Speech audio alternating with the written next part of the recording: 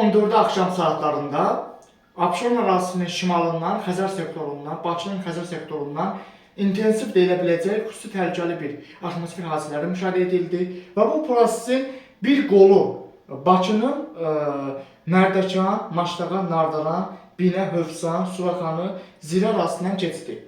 Bu sistemin bir qolunun keçməsinə baxmayaraq kifayət qədər şiddətli bir dolu, leysan və ildırım prosesləri müşahidə olundu.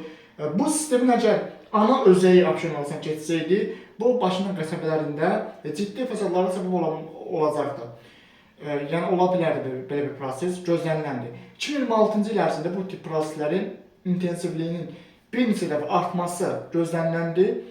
Burada siqnal isə ondan ibarətdir ki, yəni Abşeron ərazisində əvvəlki dövrlərdə çox nadir hallarda baş verən bir proses artıq 2026-cı ilin mart ayının 26-sından sonra bugünkü günə qədər dəfələrlə bu proseslərin intensivliyi artdı və bu tip proseslərin yaxın gələcəkdə də daha da güclənməsi ehtimalları yüksək qiymətləndirilir.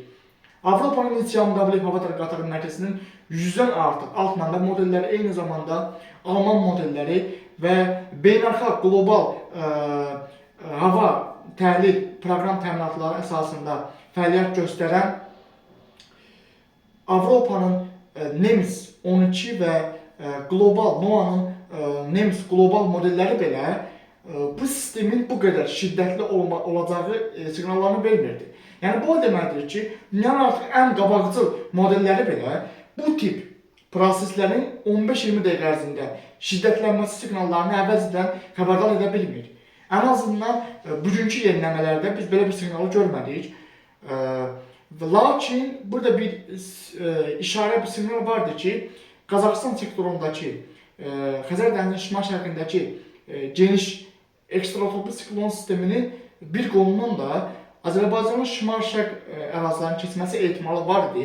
Bundan əvvəlki videolarda mən bunu bildirmişdim. Hətta Bakı üçün şiddətli leysan yağma ehtimallarını da bildirmişdim. Düzdür, bu yağıntılar uzun müddətli olmadı. Lakin qısa müddət ərzində aprel ayının 14-ü başlamakla saat 20 radələrlə başlayan proses 15-20 dəqiqə ərzində çox güclü oldu və nəticədə artıq yəni bu prosesə biz diqqətlə baxanda görürük ki, Xəzər dənizi ərazisindən bu proses gəldi.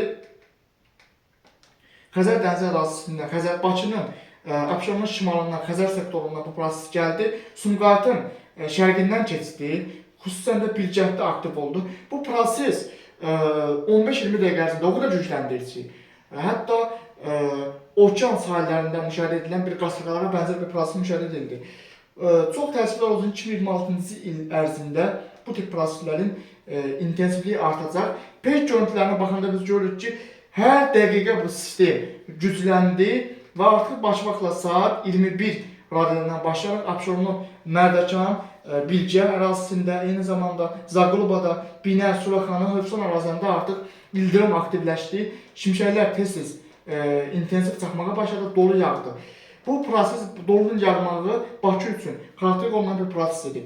Bu tip proseslərə səbəb supersel buludlardır. Yəni topa yağış buludları artıq o qədər intensiv inkişaf edir ki, buludun taban yüksəkliyi 12-15 km qədər yüksələ bilir və qalın buludlar formalaşır və bulud hər dəqiqə aktiv inkişaf edir ki, bu da artıq ildırımın şiddətli tez-tez çaxması səbəb olur. İldırım vurma hadisələri artıq dolu yağır, dolunun diametri supersel buludların təsiri ilə iri dənəli yağa bilir və bu proses güclü kütlələrlə müşahidə edilir. Bu proses onca güclü kütlələrə səbəb olur ki, çünki troposferin orta qatlarındakı soyuq hava böyük bir sürətlə bu siklonun, bu lokal superselin təsirindən troposferin aşağı qatlarına doğru çökür. Yəni isti hava yüksəlir, yuxarıdakı soyuq hava isə başlayır aşağı çökməyə. Bu proses qısa müddətdə baş verir, bu yer dəyişmə.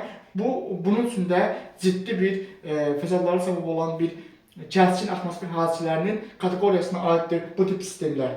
Ümumilikdə 2026-cı ilin yaz-yay yuxusulluq dövründə və 2026-nın payız dövründə çox təəssüflər olsun ki, Azərbaycanın Xəzər dənizinə yaxınlanan şərq rayonları, xüsusən də Azərbaycanın Quba, Qucar, Xaçmaz, Şabran, Xızı, Dağlıq Şirvan, Bakı, Abşeron, Sumqayıt, Bakının ətrafı qəsəbələri ciddi bir kəskin atmosfer hadisələrinin təsiri altında olacaq.